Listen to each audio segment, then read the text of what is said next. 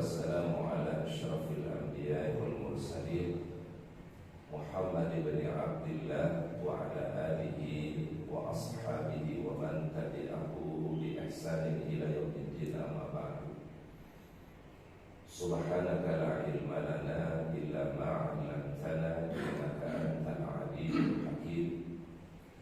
اللهم أنت ربي لا إله إلا أنت خلقتني وأنا عبدك وأنا على عهدك ووعدك ما استطعت. أعوذ بك من شر ما صنعت، أبوء لك بنعمتك علي وأبوء بذنبي فاغفر لي فإنه لا يغفر الذنوب إلا أنت. Hadirin kaum muslimin jamaah salat subuh yang dirahmati dan dimuliakan oleh Allah Ta'ala. Alhamdulillah, marilah senantiasa kita panjatkan puji dan syukur kepada Allah Subhanahu wa Ta'ala atas segala curahan rahmatnya, karunia dan ridha-Nya kepada kita semua, terutama nikmat iman dan Islam, nikmat sehat dan kesehatan. Pada pagi hari ini alhamdulillah kita bisa memenuhi panggilan Allah Ta'ala melaksanakan salat subuh berjamaah. Mudah-mudahan Allah Ta'ala senantiasa mencurahkan ridha-Nya, keberkahannya, dan segala amal ibadah kita pada pagi hari ini diterima oleh Allah Subhanahu wa Ta'ala. Rabbana taqabbal minna innaka antas samiul alim wa tub 'alaina innaka antat tawwabur rahim. Salawat dan salam kita sampaikan kepada uswah hasanah kita, teladan kita yang mulia, baginda Rasulullah Muhammad sallallahu alaihi wasallam. Mudah-mudahan salawat dan salam kita untuk beliau kelak pada yaumul akhir kita mendapatkan syafaatul uzma. Allahumma salli wa sallim ala nabiyyina Muhammad. Hadirin yang dirahmati Allah Subhanahu wa Ta'ala, pada kesempatan pagi hari ini kita akan melanjutkan kajian kita dari fikih atau penjelasan fikih 4 mazhab dari kitab Bidayatul Mustahid wa Nihayatul Muqtasid. Kita akan membahas permasalahan yang ke-6, masih terkait al-aqwalu fi shalah, bacaan-bacaan yang ada di dalam salat. Ma yaquluhu fi ruku'i was sujud, apa yang menjadi bacaan atau ucapan fi ruku'i was sujud, ketika waktu ruku dan juga ketika waktu sujud. Ittafaqal jumhur, telah menjadi kesepakatan jumhur ulama ala mana'i qira'atil Qur'ani fir ruku'i was sujud, atas larangan membaca Al-Qur'an ketika ruku dan juga ketika sujud. Jadi tidak boleh seseorang ketika ruku dan sujud untuk membaca Al-Qur'an. Akan berbeda konteksnya ketika doa itu ada di dalam Al-Qur'an. Berarti yang dimaksudkan adalah bacaan Al-Qur'an yang bukan redaksi doa. Kalau di dalam Al-Qur'an ada juga redaksi doa. Rabbana zalamna anfusana wa illam taghfir lana wa tarhamna lanakunanna minal khasirin. La ilaha illa anta subhanaka inni kuntu minaz zalimin. Rabbana ighfirli wa liwalidayya wa lil mu'minin yawma yaqumul hisab. Rabbana hab lana min azwajina wa dzurriyyatina qurrata a'yun waj'alna lil muttaqina imama, dan seterusnya. Ini berarti dikecualikan kalau itu redaksinya doa walaupun ada di dalam apa? Al-Qur'an. Yang dimaksudkan larangan di sini misalnya membaca awal surat Tabarak di dalam ruku dan di dalam sujud. Misalnya kita baca Tabarakalladzi biyadihil mulku wa huwa ala kulli syai'in qadir, yang bukan merupakan redaksi dari doa. Di hadis Ali, berdasarkan hadis daripada Ali bin Abi Thalib radhiyallahu anhu qala nahani hubbi sallallahu alaihi wasallam, aku telah dilarang oleh kekasihku yaitu baginda Nabi sallallahu alaihi wasallam an aqra al-Qur'an raki'an wa sajidan, untuk membaca Al-Qur'an ketika ruku dan juga ketika sujud. Jadi ada memang dalil yang tegas dari Rasulullah sallallahu alaihi wasallam larangan membaca Al-Qur'an ketika seorang sedang ruku dan ketika seorang sedang bersujud.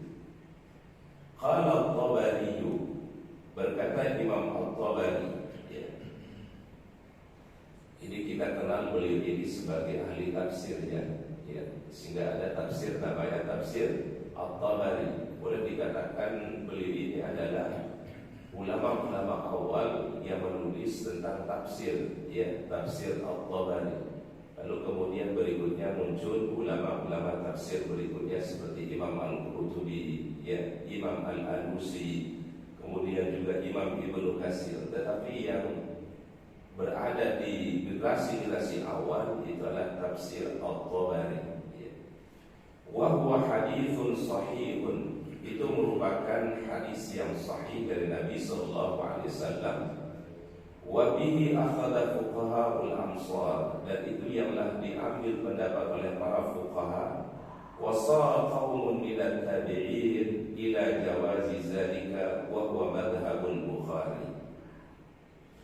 Kemudian berikutnya adalah wakhtalafu, ya. Namun yang menjadi perbedaan para ulama, kalau tadi sepakat, ya, tidak boleh membaca bacaan Al-Quran ketika ruku dan sujud, sepakat para ulama. Yang kemudian menjadi perbedaannya adalah wakhtalafu, ya. Jadi wakhtalafu di sini masalah mereka berbeda pendapat, ya, para ulama fuqaha. Halil ruku'i was sujud qaulun mahdudun yaquluhu al-musalli amla. Apakah ketika ruku dan sujud itu ada bacaan yang sudah ditetapkan oleh Rasul, ya? Jadi ucapan yang pasti, ucapan yang terbatas, yaquluhul musalli amla, yang diucapkan oleh orang yang sholat, atau bacaan ruku dan sujud itu bebas-bebas saja. Yang penting di dalamnya adalah isinya zikir dan doa, ya. Nah, di sini ada perbedaan para ulama. Faqala Malikun, berkata Imam Malik, laisa fi dzalika qaulun mahdudun, tidak ada di dalam bacaan ruku dan sujud itu adalah ucapan yang tertentu. Berarti kalau menurut Imam Malik, bacaan apa saja yang mengandung di dalamnya kalimat tasbih kepada Allah boleh dijadikan bacaan di dalam ruku dan sujud. Ini menurut Imam siapa? Imam Malik, ya. Orang misalnya membaca subhanallah walhamdulillah wa la ilaha illallah wallahu akbar, boleh.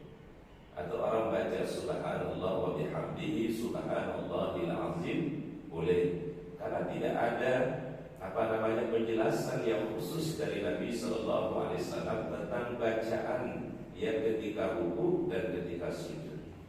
Ini menurut Imam Malik. Jadi boleh bacaannya apa saja yang selama di dalam isinya adalah tasbih kepada Allah, pujian kepada Allah, bertakbir kepada Allah Ta'ala. Wa dhahaba Syafi'i wa Abu Hanifah wa Ahmad wa jama'atun ghairuhum, dan menjadi pendapat Imam Asy-Syafi'i, Imam Abu Hanifah dan Imam Ahmad, ila anna al-musalli yaqulu fi ruku'ihi, bahwasanya orang yang salat di dalam rukunya dia membaca subhana rabbiyal azim thalathan, ya. Jadi di dalam rukunya dia membaca subhana rabbiyal azim thalathan sebanyak 3 kali. Riwayat yang lain dikatakan subhana rabbiyal azim wa bihamdihi, ya. Jadi boleh dibaca subhana rabbiyal azim saja boleh, atau subhana rabbiyal azim wa bihamdihi, itu juga boleh. itu dibaca sebanyak 3 kali, thalathan, sebanyak 3 kali. Wa fi sujudi, dan juga di dalam sujud dia membaca subhana rabbiyal a'la thalathan, sebanyak 3 kali. Jadi boleh riwayatnya ada 2, subhana rabbiyal a'la, subhana rabbiyal a'la, subhana rabbiyal a'la, atau subhana rabbiyal a'la wa bihamdihi dibaca thalathan, sebanyak 3 kali. Ya. Ala baca fi hadis Uqbah bin Amir, itulah yang menjadi riwayat daripada Uqbah bin Amir radhiyallahu anhu. Ada satu riwayat dari Nabi sallallahu alaihi wasallam ketika turun ayat Al-Qur'an kepada beliau, "Idza jaa nasrullahi wal fath wa ra'aitan nasa yadkhuluna fi dinillahi afwajan fasabbih bihamdi rabbika wastaghfir innahu kana tawwaba." Ini termasuk surah yang akhir-akhir turun kepada Nabi sallallahu alaihi wasallam dalam satu peristiwa namanya Fathu Makkah. Ya, Fathu itu artinya apa? Penaklukan, ya, kota Makkah. Jadi saat itu Nabi sallallahu alaihi wasallam mengirim pasukan untuk menaklukkan kota Makkah. Setelah orang-orang kufar Quraisy itu melakukan pengingkaran perjanjian di dalam satu perjanjian namanya perjanjian Hudaybiyah. Ya, ada di Mekah itu lokasi namanya Hudaybiyah. Dulu di situ ada perjanjian, ya, ada perjanjian di antara kaum muslimin dengan orang-orang kufar Quraisy, ya. Yang kemudian orang-orang kufar Quraisy ini rupanya melanggar itu perjanjian. Maka Nabi SAW kirim pasukan, ya, menaklukkan kota Mekah. Peristiwa itu disebut di dalam sejarah dengan Fathu Makkah. Di dalam benak orang-orang kafir Quraisy itu, ketika Nabi SAW membawa pasukan yang jumlahnya begitu besar, ya, ini Nabi Muhammad akan melakukan balas dendam kepada kita. Jadi artinya karena mereka mengusir Nabi SAW dan para sahabat dari Mekah, jangan-jangan ketika Nabi SAW datang ke Mekah ini, ya, ingin menaklukkan Mekah dan kemudian mereka akan berbuat balas dendam kepada kita semua. Ini kurang lebih yang ada di dalam pikiran dan benak orang-orang kafir Quraisy itu. Namun yang luar biasanya adalah dia ada strategi dakwahnya Nabi sallallahu alaihi wasallam. Beliau mengucapkan kalimat apa? Man dakhala masjidal haram fahuwa aminun. Ya. Jadi siapa saja yang memasuki Masjidil Haram maka dia dijamin rasa aman, ya. Wa man dakhala baita Abi Sufyan fahuwa aminun. Barang siapa yang memasuki rumah Abu Sufyan fahuwa aminun, ia akan mendapatkan jaminan rasa aman. Wa man lam yahmil silaha fahuwa aminun. Barang siapa yang tidak mengangkat senjatanya maka dia akan memberikan atau diberikan rasa aman. Artinya dia tidak akan dilakukan kepada tindakan kejahatan oleh Rasul dan para sahabat.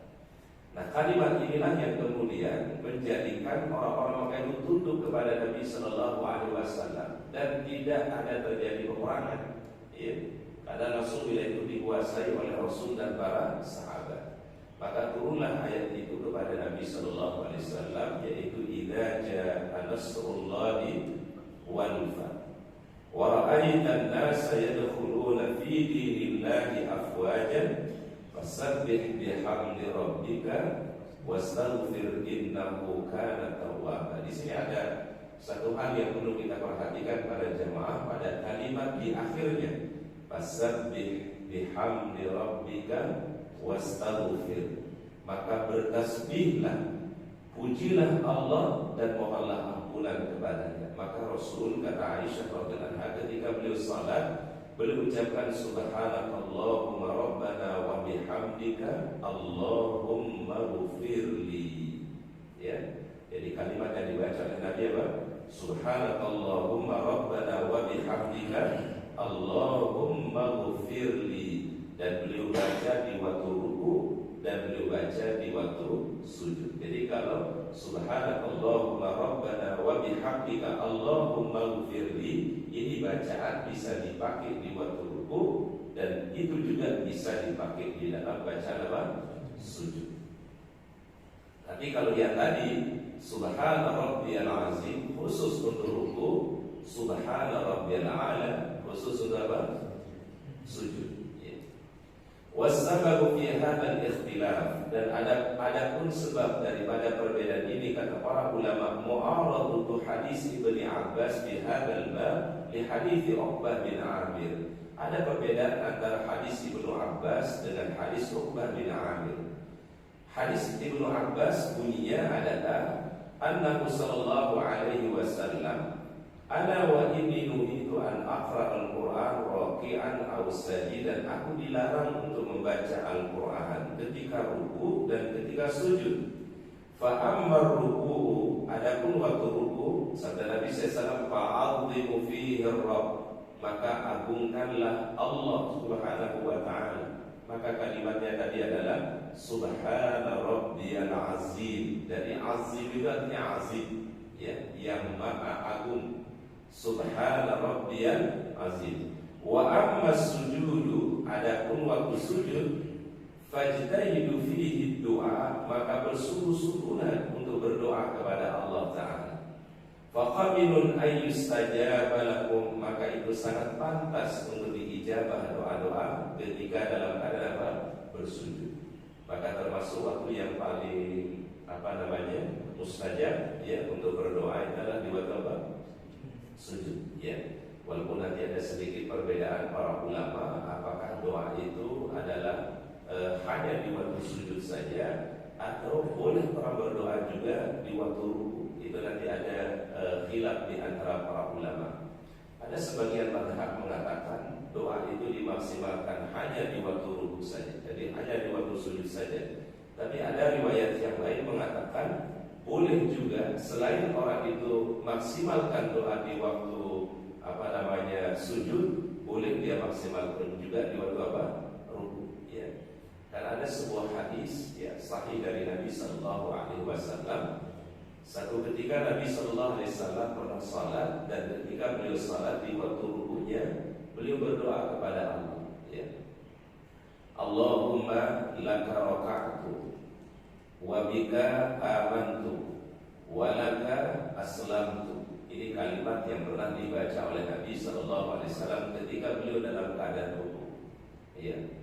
Khasha'a laka basari wa sam'i wa mukhi wa asabi.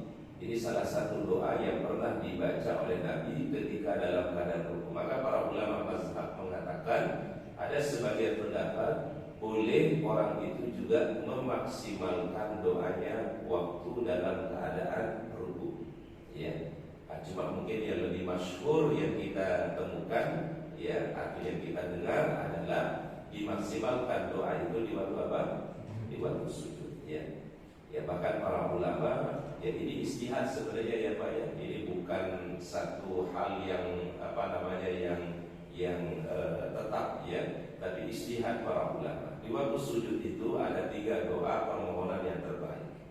Di luar daripada doa yang doa yang warid atau yang maksud dari Nabi sallallahu alaihi wasallam, ada istihad para ulama, ada 3 doa yang terbaik yang bisa dibaca waktu sujud. Pertama adalah Allahumma inni as'aluka husnal khatimah, ya.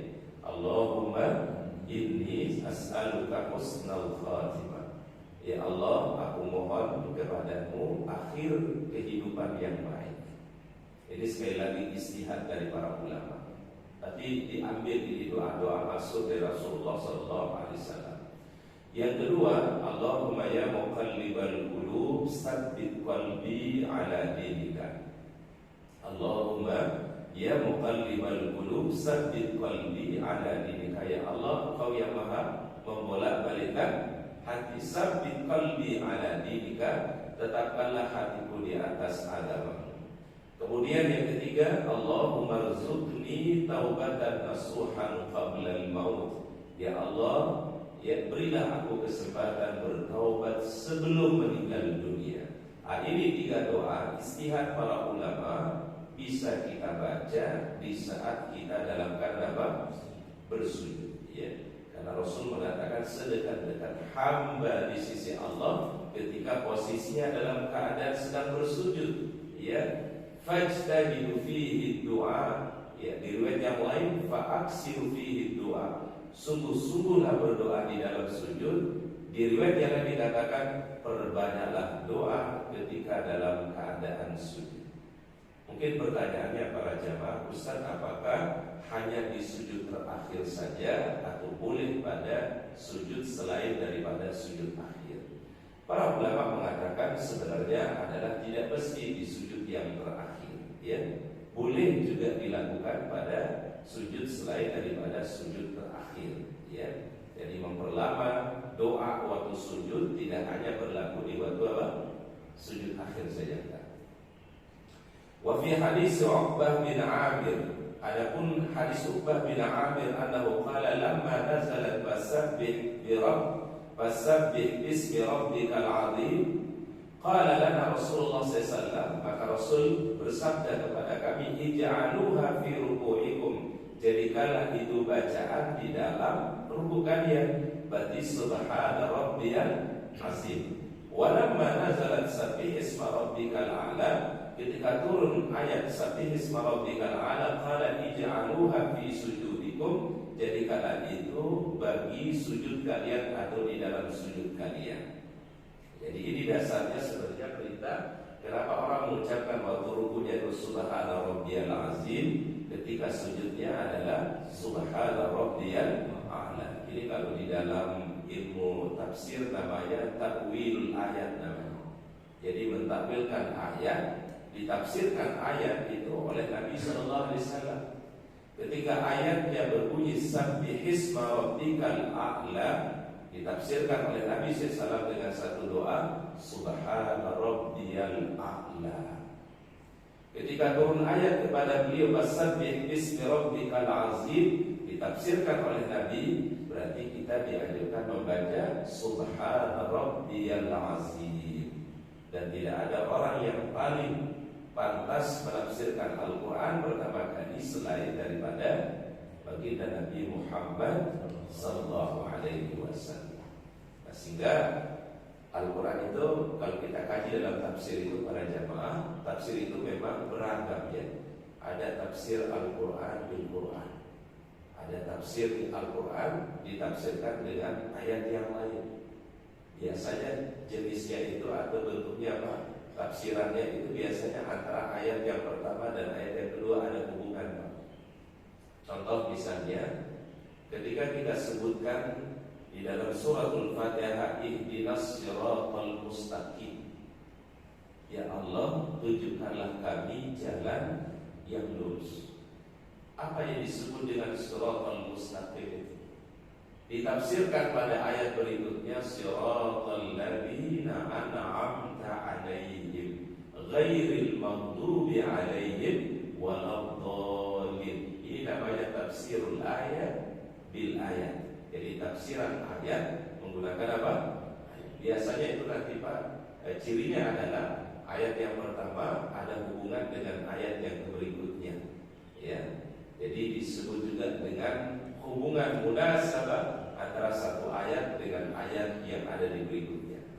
Atau juga ada tafsir Al-Quran bil hadis, tafsir Al-Quran dengan hadis. Nah, contoh misalnya ketika Allah Ta'ala perintahkan aqimus salata, dirikanlah salat, bagaimana penafsirannya, bagaimana tata caranya? Nah, itu nanti yang menjelaskannya adalah Rasulullah Sallallahu Alaihi Wasallam. Sallu kama ra'aitumuni usalli, salatlah sebagaimana kalian melihat aku salat. Berarti Rasul menafsirkan apa? Al-Quran, ayat Al-Quran perintah yang ada di dalam Al-Quran. Juga bisa tafsir Al-Quran bi aqwalis sahabat, tafsiran Al-Quran dengan ucapan para sahabat atau pendapat para sahabat. Ketika misalnya Ibnu Abbas menafsirkan makna aula mastumun nisa, ya, beliau menafsirkan aula mastumun nisa itu bukan bersentuhan secara fisik, tetapi yang disebut dengan aula mastumun nisa yaitu adalah bercampur suami istri. Itu namanya tafsir. Ya, jadi ada tafsir Quran bil Quran, tafsir Al-Quran bil hadis, ada juga tafsir Al-Quran bi aqwalis sahabat, ya, dengan ucapan dari para sahabat. Kemudian wa kadzalika ikhtalafu fi du'a fi ruku' ba'da ittifaqim ala jawazis sana'i 'ala Allah. Terjadi perbedaan pada masalah berdoa di dalam ruku'. Tadi kalau doa di dalam sujud sepakat, Pak. Tapi doa di dalam ruku' itu ada perbedaan para ulama. Fakariha dzalika Malikun, ya, Imam Malik menghukuminya makruh, tidak dilarang tetapi hukumnya apa? Makruh, ya. Berarti kalau Imam Malik ya udah kalau waktu ruku' ya baca tasbih saja, ya, tidak membaca doa. Li hadis ya Ali, ya. Berdasarkan riwayat dari Ali tadi, amma ruku' fa'azimu fihi Rabb wa amma sujud fajtahidu fihi du'a. Di sini perintahnya berdoa di waktu apa, Pak? Waktu sujud atau waktu ruku'? Di waktu sujud saja, tidak dianjurkan atau tidak diperintahkan di waktu apa? Ruku', ya. Wa qala ta'ifatun, tetapi berpendapat sebagian para ulama, yajuzud du'a fi ruku', ya. Yajuzud du'a fi ruku', boleh seseorang berdoa juga ketika ruku'. Dan ini adalah mazhabul jumhur, mazhab jumhur ulama. Selain daripada Imam Malik membolehkan orang itu berdoa ketika dalam keadaan apa? Dalam keadaan ruku', ya. Boleh kita ambil doa-doa dari Al-Quran atau doa-doa dari hadis Nabi Sallallahu Alaihi Wasallam, ya. Mungkin yang paling populer misalnya kita doa ya doa sapu jagat, ya baik. Rabbana atina fid dunya hasanah wa fil akhirati hasanah wa qina azabannar, atau Rabbana hab lana min azwajina wa dzurriyyatina qurrata a'yun waj'alna lil muttaqina imama. Boleh dijadikan doa waktu, ya. Dan bahkan tadi Ustaz sampaikan Rasul pernah membaca doa waktu ruku, dan ini jadi pegangannya jumhur ulama. Allahumma laka raka'tu wa bika amantu wa laka aslamtu khasha'a laka sam'i wa basari wa mukhi wa 'azami wa 'asabi. Itu doa yang pernah dibaca oleh Rasul, dan itu beliau baca waktu dalam keadaan apa? Ruku'. Ya Allah, hanya kepadamu lah aku ruku'. Ya Allah, denganmu aku beriman, dan hanya kepadamu aku serahkan diriku. Ya, telah tunduk pendengaranku, penglihatanku, tulangku, ya, kepadamu ya Allah. Ini doa pernah dibaca oleh Rasul ketika dalam keadaan apa? Ruku'. Nah, inilah yang kemudian menjadi hujahnya jumhur ulama mengatakan boleh seseorang berdoa ketika dalam keadaan apa? Ruku', ya. Ini alhamdulillah ini ada ilmu baru, ya, yang kita dapatin. Biasanya adalah doa itu kita mungkin seringnya maksimalkan doa di waktu apa? Di waktu sujud. Ternyata ada mazhab para ulama jumhur mengatakan boleh orang itu juga berdoa ketika dalam keadaan apa? Ruku', seperti yang pernah dilakukan oleh baginda Rasulullah SAW dan disebutkan hadis sahih. Ja'a fiha annahu da'a fi ruku'. Diriwayatkan bahwasanya Nabi sallallahu alaihi wasallam pernah berdoa. Coba kita perhatikan kalimatnya di sini. Annahu sallallahu alaihi wasallam da'a fi ruku'i. Beliau sallallahu alaihi wasallam pernah berdoa dalam keadaan apa? Ruku'. Wa huwa madhhabul Bukhari, dan itu merupakan juga mazhabnya Imam Al-Bukhari. Wahtajja bi hadithi Aisyah, dan berhujjah dengan hadis Aisyah radhiyallahu anha. Karena Nabi sallallahu alaihi wasallam yaqulu fi, karena Nabi sallallahu alaihi wasallam yaqulu, mana sambungan ini? Fi ruku'ihi wa sujudihi. Mungkin Ustaz akan jelaskan dulu sedikit di sini. Doa yang disebutkan ini ada di catatan kaki. Nabi sallallahu alaihi wasallam pernah membaca doa di waktu ruku tadi, ya. Ini hadisnya dari Ali bin Abi Thalib. Ini ada di catatan kakinya. An Rasulillah sallallahu alaihi wasallam, dari Rasulullah SAW, annahu idza qama ila salati qala, ketika beliau hendak melaksanakan salat atau melaksanakan salat, beliau membaca wajjahtu wajhiya lilladzi fatara samawati wal ardh hanifa wa ma ana minal musyrikin, inna salati wa nusuki wa mahyaya wa mamati lillahi rabbil alamin la syarika lahu wa bidzalika umirtu wa ana minal muslimin. Allahumma antal malik la ilaha illa anta rabbi wa ana 'abduka zalamtu nafsi wa a'taraftu bi dhanbi faghfir li dhunubi jami'an innahu la yaghfiru dhunuba illa anta wahdini li ahsanil akhlaq la yahdi li ahsaniha illa anta wasrif anni sayyi'aha la yasrifu anni sayyi'aha illa anta labbaika wa sa'daik wal khairu kulluhu fi yadayk wasyarru laysa ilayk ana bika wa ilaika tabaraka wa ta'ala astaghfiruka wa atubu ilaik. Ini doa istiftahnya Rasulullah SAW ini, Pak. Ya. Ini doa istiftahnya Pak Jambul. Ya, doa istiftahnya Nabi sallallahu alaihi wasallam. Wa idza raka'a, ketika beliau apa? Rukuk, ya. Nah, ini yang tadi Ustaz kutip pendapat para ulama itu, ini dalilnya Pak. Wa idza raka'a, ketika beliau rukuk, beliau ucapkan apa? Allahumma laka raka'tu wa bika amantu wa laka aslamtu khasha'a laka sam'i wa basari wa mukhi wa 'azami wa 'asabi. Ini yang menjadi dalilnya para ulama yang membolehkan orang itu membaca doa ketika dalam keadaan apa? Rukuk, ya. Wa idza rafa'a, kalau beliau bangun dari rukuk berarti dalam keadaan apa? I'tidal, beliau ucapkan apa? Allahumma rabbana lakal hamdu mil as-samawati wa mil al-ardi wa mil ma bainahuma wa mil ma syi'ta min syai'in ba'du. Wa idza sajada qala Allahumma laka sajadtu wa bika amantu wa laka aslamtu sajada wajhiya lilladzi khalaqahu wa sawwarahu wa syaqqa sam'ahu wa basarahu tabarakallahu ahsanul khaliqin. Ini mirip doa sujud tilawah. Tapi ini juga doa beliau baca waktu apa? Sujud. Berarti doa waktu sujud pun juga bukan hanya subhana rabbiyal a'la, bukan hanya subhana rabbiyal a'la wa bihamdihi saja, bukan hanya subhanakallahumma rabbana wa bihamdika allahumma ighfirli. Ini juga pernah dibaca Nabi SAW, mirip dengan doa sujud apa Pak? Tilawah, ya. Kan di dalam Al-Quran itu kan ada perintah untuk sujud, namanya sujud tilawah. Biasanya kalau di mushaf itu ditandai dengan ada garis, ya, di garis ayatnya. Ini berarti ada perintah di situ sujud. Atau di nomor ayat itu ada kayak ditandai kubah kecil, ya Pak, kayak kubah kecil.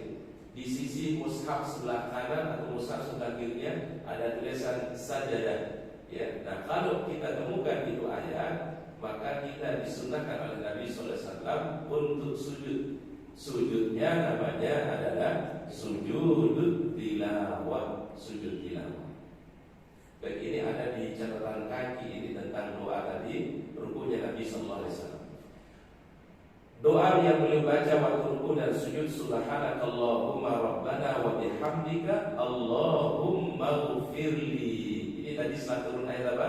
Idza ja'a nasrullahi wal fath wa ra'aita an-nasa yadkhuluna fi dinillahi afwajan fasabbih bihamdi rabbika wastaghfir. Maka waktu rukuk dan sujud beliau ini yang beliau baca, Pak. Subhanakallahumma rabbana wa bihamdika allahumma ighfirli. Maha suci Engkau ya Allah Rabb kami memujimu. Allahumma ighfirli, ya Allah ampunilah segala kesalahan-kesalahan. Dan ini kata para ulama termasuk doa yang akhir yang beliau baca di kehidupan beliau, Pak. Berarti Rasulullah di akhir kehidupan beliau baca minta kepada Allah adalah Allahumma ghfirli, Allahumma ghfirli, Allahumma ghfirli. Jadi Masya Allah. Jadi kalau Nabi SAW saja orang yang sudah mendapatkan jaminan ampunan dari Allah, sudah mendapatkan jaminan al-jannah dari Allah, kalimat yang beliau perbanyak di akhir hidup beliau apa? Istighfar, mohon ampunan kepada Allahumma ghfirli. Jadi para jamaah, ini doa bisa dibaca waktu ruku dan waktu sujud. Ya, kita ulangi bacanya Bapak. Subhanakallahumma Rabbana wa bihamdika Allahumma ghfirli. Ya. Kita ulangi sekali lagi apa? Subhanakallahumma Rabbana wa bihamdika Allahumma ghfirli.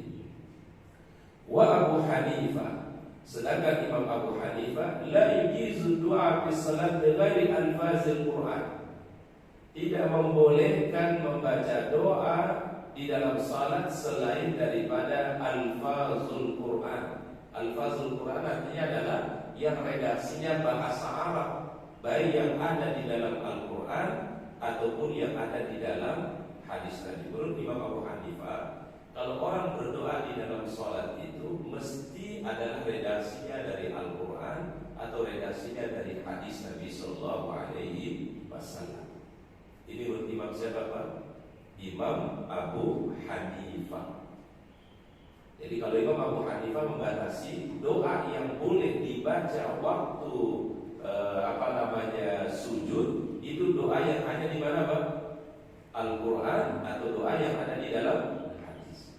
Wa Malikun wasyafi'iyyu, sedangkan Imam Malik, sedangkan Imam Syafi'i yujizani dzalika, membolehkan orang berdoa walaupun redaksinya tidak dari Al-Quran, tidak dari hadis, ya. Tapi selama redaksinya adalah redaksi doa dengan bahasa apa? Arab, ya. Jadi kalau di satu referensi kitab itu ditulis Rasul pernah berdoa Allahumma nji ibnal Walid. Ya, Rasul pernah berdoa, ya Allah selamatkanlah ibnul Walid. Pernah didoakan Nabi SAW. Kan itu adalah bukan redaksi langsung dalam bentuk doa Al-Quran atau hadis, tapi Rasul khususkan untuk seseorang. Misalnya ini kalau kita kembali kepada pendapat Imam Malik, Imam Syafi'i, boleh nggak misalnya kita punya hajat tertentu, lalu kita berdoa Allahumma yassirni wa la tu'assirni. Redaksi itu dari kita, ya. Tapi redaksinya pakai bahasa Arab. Tidak ada doa itu di dalam Al-Quran dan hadis. Apakah boleh dipakai untuk doa di dalam salat? Kalau menurut Imam Malik, Imam Syafi'i hukum tidak boleh. Atau doa yang pernah dibacakan oleh sahabat Umar bin Khattab. Sahabat Umar pun pernah berdoa Allahumma inni as'aluka syahadatan, ya Allah aku mohon kepadamu syahid di jalanmu, wal mauta fi baladi rasulika, dan meninggal dunia di kota Rasulmu, itu di kota Madinah Al-Munawwarah. Itu kan bukan redaksi dari Al-Quran dan juga bukan redaksi dari hadis tadi. Kalau kita kembali kepada pendapat Imam Malik, Imam Syafi'i, boleh menggunakan redaksi doa selain daripada Al-Quran dan hadis, tapi selama redaksinya menggunakan apa? Al-Fazul Arabiyyah, yaitu lafaznya, kalimatnya menggunakan bahasa apa? Bahasa Arab. Ini pendapat Imam Malik, pendapat Imam Syafi'i. Tapi kalau Imam Abu Hanifah hanya membolehkan doa itu kalau redaksinya dari Al-Quran atau redaksinya dari mana Pak? Dari hadis. Nah coba kita perhatikan sesudah itu kalau di bulan Ramadan itu ada beberapa doa-doa yang beliau ucapkan dalam sholat, dalam doanya itu Pak, bukan redaksi dari Rasulullah, tapi redaksi dari gubahan beliau sendiri, ya, atau gubahan para ulama. Tapi dipakai di dalam bacaan apa Pak? Dalam bacaan apa? Salat.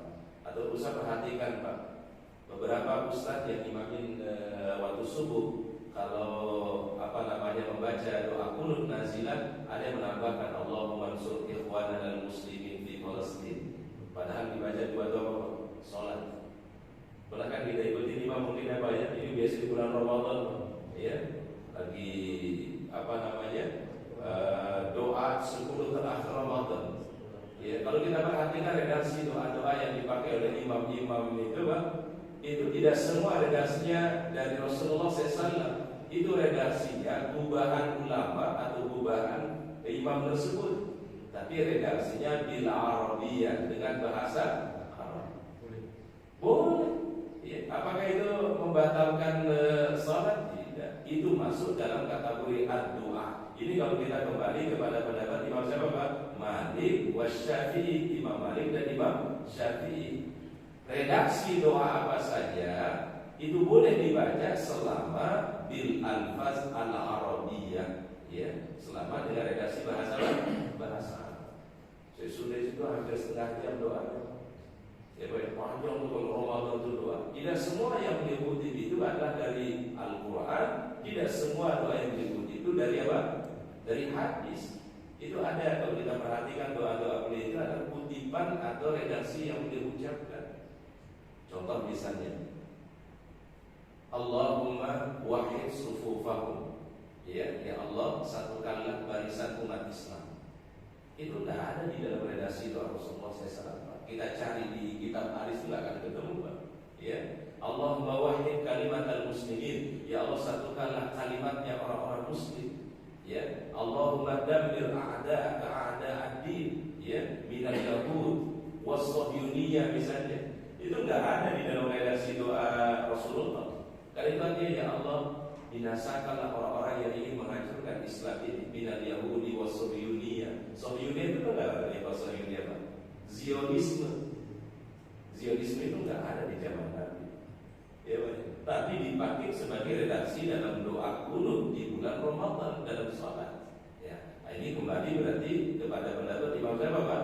Imam Malik, Imam Syafi'i membolehkan semua redaksi doa itu dibaca di dalam sholat selama alfaznya, kalimat yang digunakan adalah kalimat bahasa Arab. Karena memang sholat itu kan redaksinya bahasa bahasa. Tapi kalau kita rujuk kepada pendapat Imam Abu Hanifah, beliau tidak membolehkan. Imam Abu Hanifah itu hanya membolehkan redaksi dari mana, Pak? Yang ada di dalam Al-Quran dan yang ada di dalam apa? Hadis. Ya, tetapi inilah yang namanya fikih, Pak.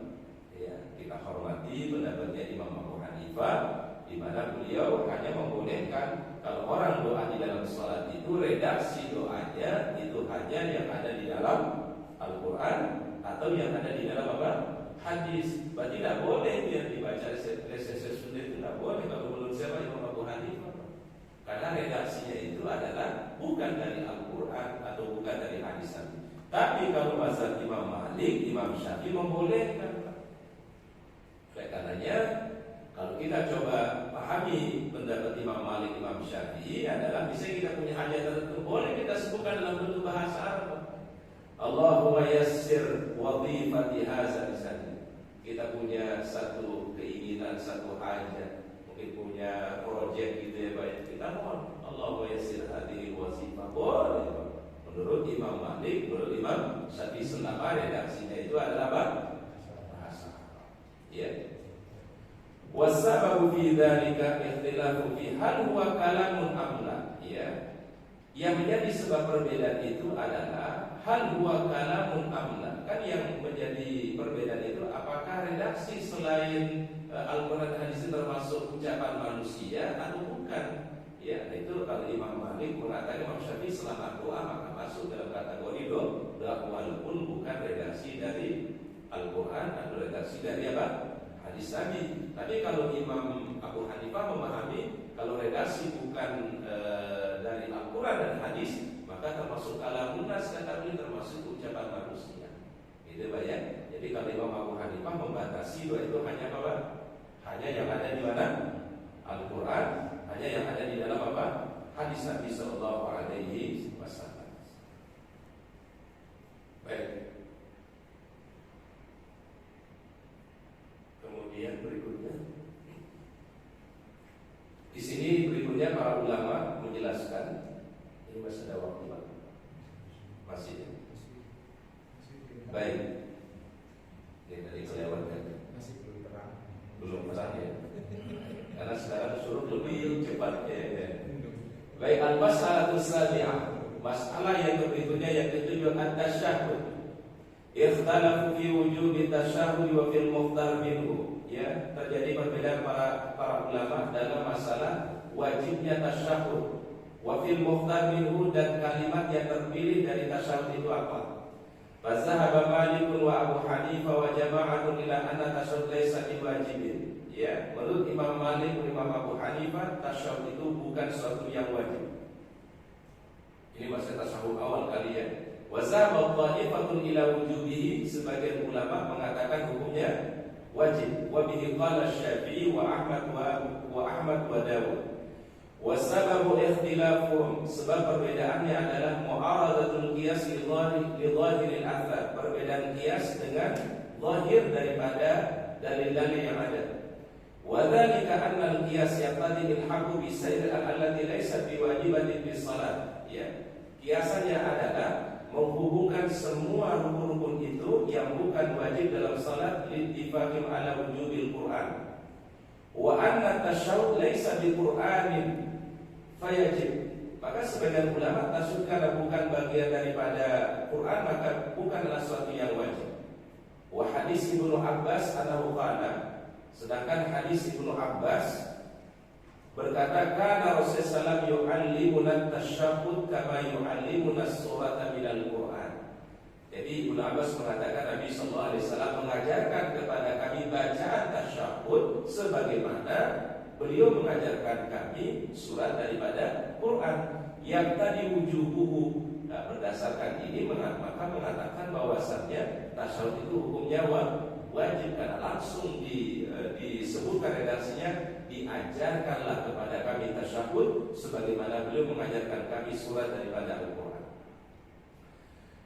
Yang kemudian menjadi perbedaan para ulama, wa ammal mukhtar bila tasyahhud, masing-masing ulama mazhab itu tasyahhudnya redaksinya berbeda-beda rupanya.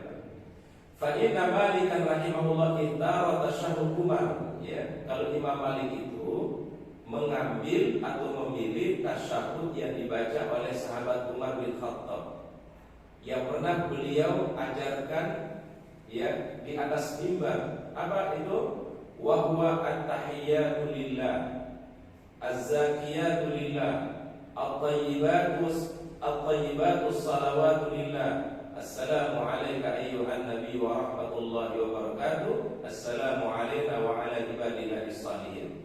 Jadi perbedaannya sebenarnya di bagian depannya saja, Pak. Asyhadu an la ilaha illallah wa la syarika lah wa asyhadu anna Muhammadan abduhu wa rasuluh. Ini redaksi doa siapa, Pak? Tasyahudnya siapa? Umar. Diambil riwayat ini oleh Imam Malik. At-tahiyyatu lillah, az-zakiyatu lillah, at-tayyibatus salawatu lillah. Jadi lillahnya di belakang, ya.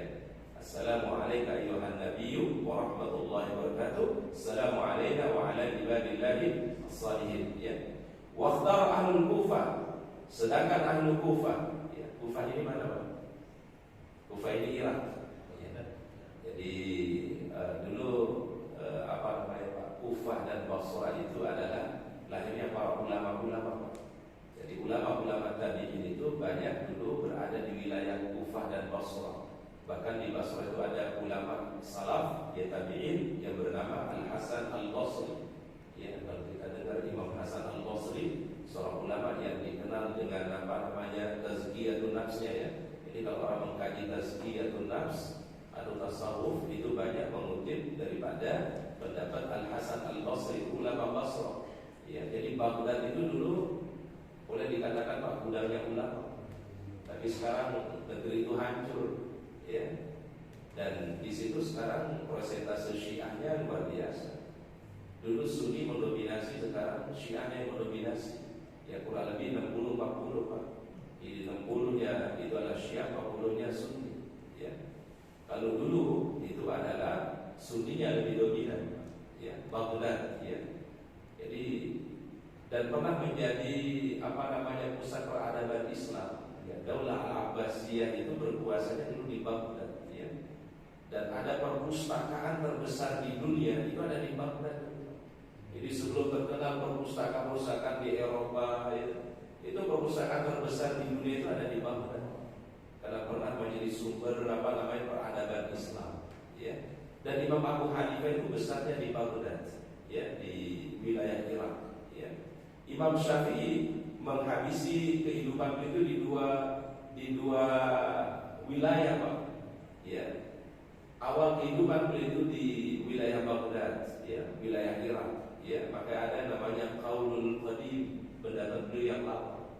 Tapi di akhir hidup beliau pindah ke Mesir. ya, dan wafatnya di Mesir. Maka beliau punya ijtihad fikih ketika beliau ada di Mesir, maka namanya al-qaulul jadid, ya, pendapat beliau yang terbarukan lah, ya, atau ijtihad beliau yang lebih baru, ya. Karena Imam Syafi'i itu pernah tinggal di Baghdad dan juga akhir hidup beliau di mana, Pak? Di Mesir, ya. Jadi Baghdad berarti sumber ilmu, ya, para ulama itu masya Allah banyak lahir di Baghdad. Wa bihi qala Ahmad wa aktharul ahlul hadis li thubuti naqli an Rasulillah sallallahu alaihi wasallam. Ini redaksi tasyahudnya Imam Abu Hanifah. At-tahiyyatu lillah wassalawatu wattayyibat. Assalamu alayka ayyuhan nabiy wa rahmatullahi wa barakatuh. Assalamu alayna wa ala ibadillahi shalihin. Asyhadu an la ilaha illallah wa asyhadu anna Muhammadan abduhu wa rasuluhu. Ini apa namanya? Tahiyatnya yang dibaca oleh siapa, Pak? Imam Abu Hanifah, ya, bersumber dari hadis Nabi sallallahu alaihi wasallam. Baik, kemudian berikutnya ini tasyahud berikutnya adalah baik, masya Allah. Baik, ini karena sudah syukur tadi. Baik, berikutnya nanti kita akan lanjutkan waqtar Syafi'i wa ashabuhu, bagaimana tasyahudnya Imam Asy-Syafi'i. Jadi para ulama itu rupanya, Pak, dalam pengambilan redaksi doa saja bisa berbeda, Pak. Ya, tasyahudnya Imam Malik, tasyahudnya Imam Abu Hanifah, redaksi tasyahudnya Imam Syafi'i berbeda-beda, Pak. Tergantung hadis mana yang sampai kepada beliau. Karena ternyata periwayatan hadis itu kan tergantung yang sampai kepada beliau. Ketika yang sampai kepada beliau hadis ini, itu yang diriwayatkan, Pak. Ya. Wallahu a'lam bishawab. Semoga Allah Taala berikan kita ilmu yang bermanfaat, Allah Taala berikan kita kebaikannya, dan kita akhiri doa kafaratul majlis. Subhanallah wa bihamdika, asyhadu an la ilaha illa anta, astaghfiruka wa atubu ilaik. Assalamualaikum warahmatullahi wabarakatuh.